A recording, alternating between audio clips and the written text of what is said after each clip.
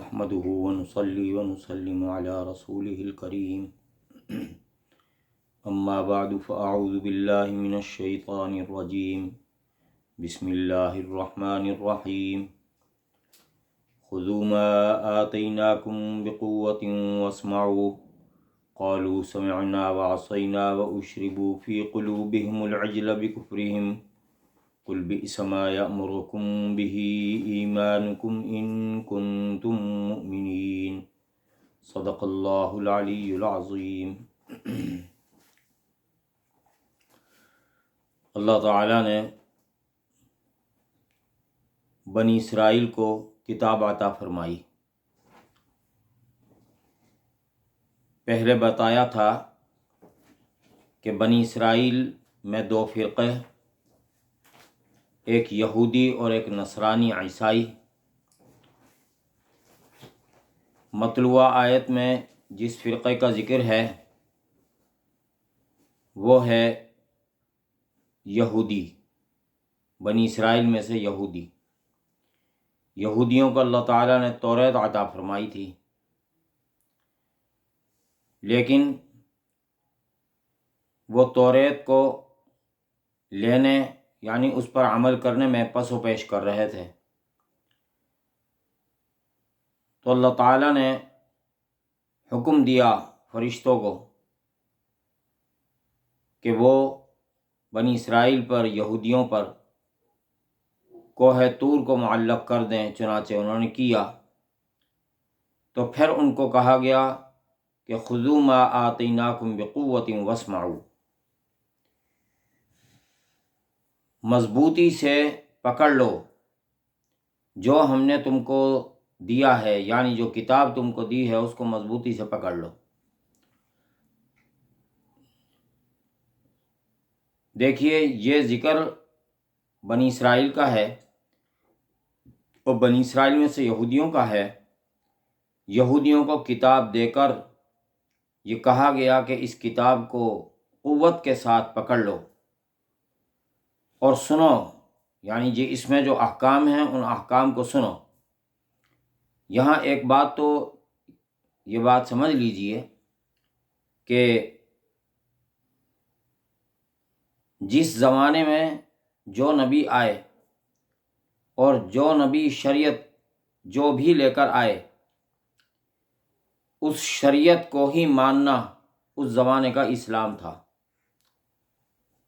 حضرت موسیٰ علیہ السلام کے زمانے کا اسلام، حضرت موسیٰ علیہ السلام کو ماننا، آپ کی لائی ہوئی کتاب کو ماننا، آپ کی لائی ہوئی شریعت کو ماننا، آپ کی پیروی کرنا، آپ کی اتباع کرنا۔ حضرت عیسیٰ علیہ السلام جب تشریف لائے تو آپ جو کتاب لائے تو آپ کے زمانے کا اسلام تھا حضرت عیسیٰ علیہ السلام کو ماننا اور آپ کی کتاب کو ماننا، آپ کی اتباع اور آپ کی پیروی کرنا، آپ کی لائی ہوئی شریعت کو تسلیم کرنا۔ تو اس زمانے کا اسلام وہ تھا۔ تو فرمایا خذوا ما آتیناکم بقوۃ واسمعوا، قوت سے اس کو پکڑ لو اور سن لو اس کے جو احکام ہیں۔ اب حضرت موسیٰ علیہ السلام کا زمانہ بھی گزر گیا، حضرت عیسیٰ علیہ السلام کا زمانہ بھی گزر گیا، اب تو حضرت محمد رسول اللہ خاتم النبیین صلی اللہ علیہ وعلی آلہ وصحبہ وسلم کا زمانہ ہے۔ تو آج امت محمدیہ کو یہ حکم ہے کہ وَاعْتَصِمُوا بِحَبْلِ اللَّهِ جَمِيعًا، اور پکڑ لو اور مضبوط پکڑ لو اللہ کی رسی کو سب کے سب۔ یعنی حضور علیہ السلام کی امت کو اب قرآن مضبوطی سے پکڑنے کا، تھامنے کا حکم ہے کہ اس کو مضبوط پکڑ لو۔ تو یہی حکم بنی اسرائیل کو دیا گیا تھا اور یہی حکم اب امت محمدیہ کو دیا گیا ہے۔ تو ایک بات تو یہ ہوئی۔ اب جب بنی اسرائیل کو یہ کہا گیا کہ توریت شریف کو مضبوط پکڑ لو اور جو اس کے احکام ہیں ان کو سنو، تو انہوں نے کہا قالوا سمعنا وعصینا، کہنے لگے ہم نے سن لی یا ہم نے سن لیا اور ہم نے نافرمانی کی۔ یعنی سن تو لیا لیکن نافرمانی کی۔ مفسرین نے لکھا ہے کہ یہ جو فرمایا کہ انہوں نے کہا تھا ہم نے سن لیا اور ہم نے نافرمانی کی، یا تو اس وقت جس وقت ان پر کوہ طور کو معلق کیا گیا تو اس وقت انہوں نے کہا کہ ہاں ہاں ہم نے سن لیے، احکام ہم نے سن لیے، ہم سنیں گے اور عمل کریں گے، لیکن دل میں کہہ رہے تھے عصینا، ہم تو نافرمان ہیں، نافرمان ہی رہیں گے۔ یا اس کا مطلب یہ ہے کہ انہوں نے زبان حال سے کہا کہ ہم نافرمان رہیں گے، ہم نے نافرمانی کی۔ زبان حال سے مطلب کہنے کا یہ ہے کہ زبان قال سے تو کہہ رہے تھے سمعنا، اور زبان حال سے کہہ رہے تھے عصینا، یعنی زبان سے تو کہہ رہے تھے ہاں ہاں سن لیا ہم نے، لیکن حالت ان کی وہ نہیں تھی سننے والی۔ سننے سے مراد یہاں اطاعت کرنا ہے، فرمانبرداری کرنا ہے۔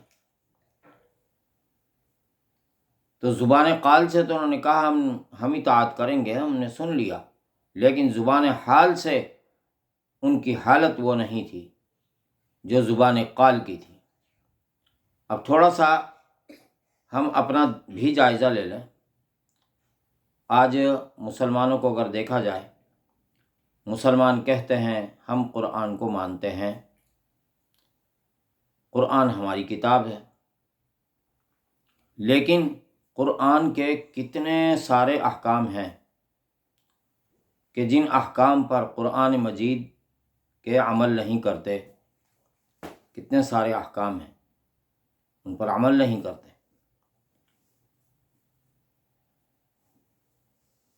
اب مثال کے طور پر قرآن شریف میں فرمایا یا ایھا الذین آمنوا لا تأکلوا اموالکم بینکم بالباطل، باطل طریقے سے مت کھاؤ ایک دوسرے کا مال، لیکن مسلمان کھاتے ہیں۔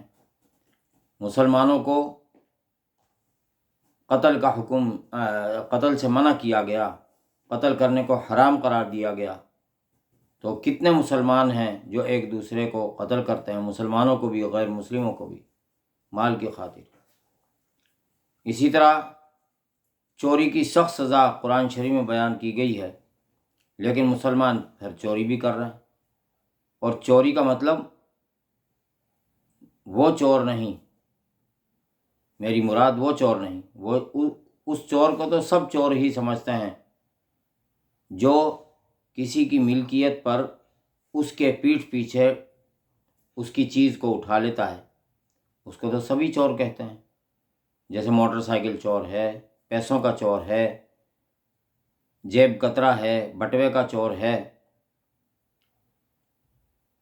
اس قسم کے چور تو سبھی چور مانتے ہیں، لیکن وہ بھی تو چور ہیں، وہ بھی تو چور ہیں جو ملک کے خزانے کو خالی کرتے ہیں۔ اور میری مراد کوئی خاص لوگ نہیں، بلکہ وہ سب کے سب مراد ہیں، بلکہ یہ کہہ لیجئے کہ جو سرکاری افسران ہیں ان کے پاس جو فنڈز آتے ہیں، وہ خزانہ جو آتا ہے، خزانے سے فنڈز آتے ہیں، وہ ان کے پاس امانت ہوتی ہے، لیکن اس امانت میں بھی خیانت کرتے ہیں، وہاں بھی دو نمبری کر کر وہ مال چرا لیتے ہیں اور اپنی جائیدادیں بناتے ہیں۔ تو چوروں کی تو اب بہت ساری قسمیں ہو گئیں۔ اب بتائیے مسلمان اس پر عمل کر رہے ہیں؟ اور آ جائیے آگے بڑھیے، سودی نظام ہمارے ملک میں چل رہا ہے اور بڑے شد و مد سے چل رہا ہے۔ مسلمانوں کی کیا اکثریت اپنا جو بینکوں میں اکاؤنٹ کھولے ہوئے ہے وہ کیا غیر سودی کھولے ہوئے ہے؟ یقیناً اکثریت نے سودی اکاؤنٹ کھولا ہوا ہے، بہت کم لوگ ہیں جو اس سے بچتے ہیں، ڈرتے ہیں۔ تو باوجود ہے کہ مسلمان ہیں پھر بھی اللہ کے سخت سے سخت احکام بھی سن رکھا، یہ بھی سنا ہوا ہے فَأْذَنُوا بِحَرْبٍ مِّنَ اللَّهِ وَرَسُولِهِ، اللہ اور اس کے رسول کی طرف سے سود خور کے خلاف اعلان جنگ ہے۔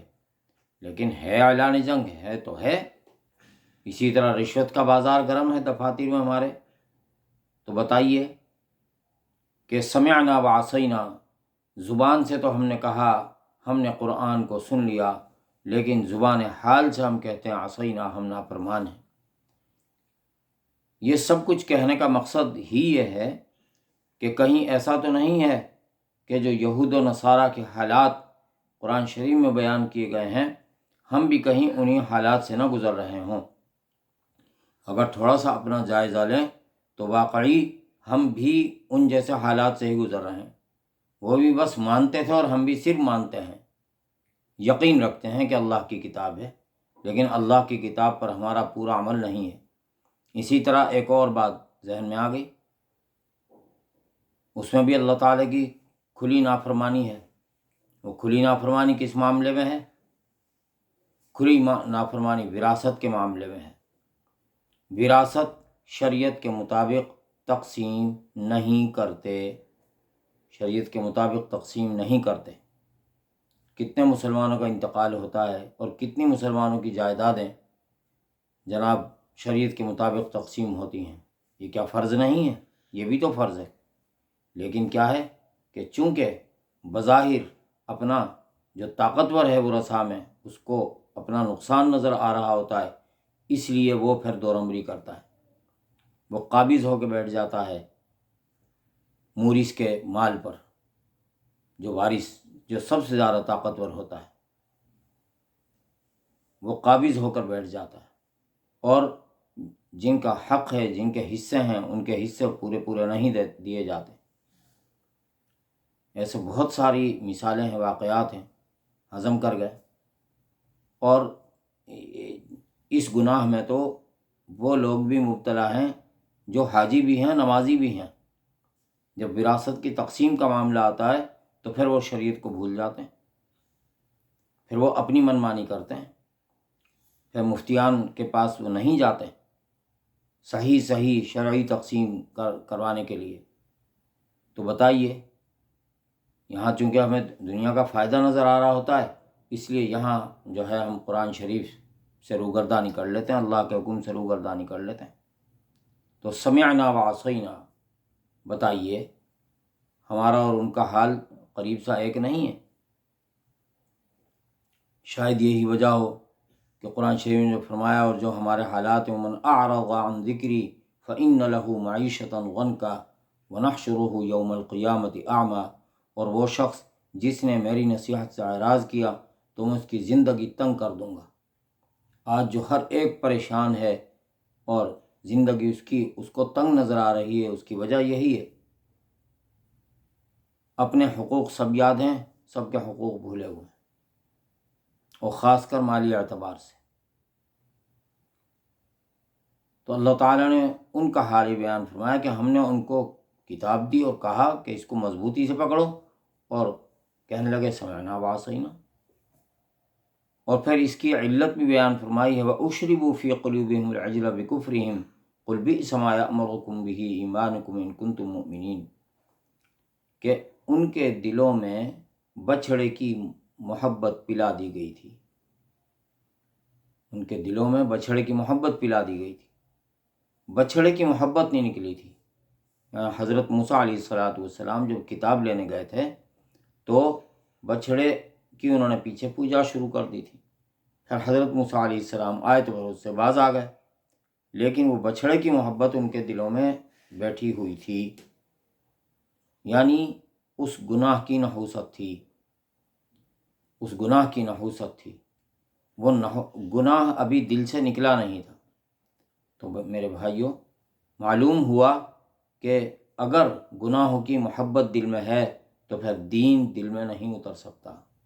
اگر گناہوں کی محبت دل میں ہے، ہر ایک اپنا جائزہ لے کہ کس کے دل میں کون سے گناہ کی زیادہ رغبت ہے، اس سے توبہ کرے، اس سے بچنے کی کوشش کرے خاص طور سے، ورنہ تو ہر گناہ سے ہی بچنے کی کوشش کرے، ورنہ پھر اس کا انجام اچھا نہیں ہوتا، اس کا انجام پھر یہ ہوتا۔ تو اللہ تعالیٰ نے پھر ان سے فرمایا کہ اگر تم مومن ہو تو تمہارا ایمان تو تمہیں بہت ہی برائی کا حکم کر رہا ہے، تمہارا ایمان تو تمہیں بہت برائی کا حکم کر رہا ہے کہ ہم سنیں گے بھی لیکن نافرمان رہیں گے۔ تو بھائی، اس آیت کی روشنی میں ہم سب مسلمانوں کو اپنا جائزہ لینا چاہیے۔ اللہ تعالی ہم سب کو سمجھ عطا فرمائے۔ وآخر دعوانا ان الحمد للہ رب العالمین۔